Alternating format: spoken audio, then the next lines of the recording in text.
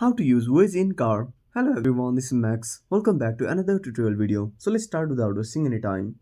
Also make sure to watch this video till the end. First of all, open up your Play Store. Now at the bottom right corner, tap on the search icon. Now tap on the search bar and type Waze. Now tap on search. Now tap on install and wait for some time. While the APK is being installed, make sure to subscribe our channel and hit the bell icon. After installing, simply tap on open.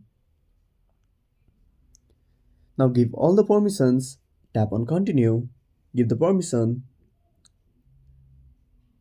now tap on OK, now tap on get started, now tap on select vehicle type, now tap on sign up with Google, now select your account, now wait for some time,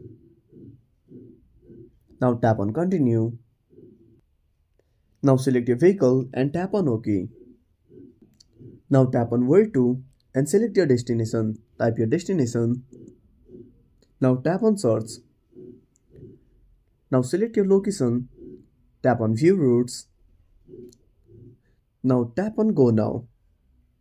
Let's go. And that's it.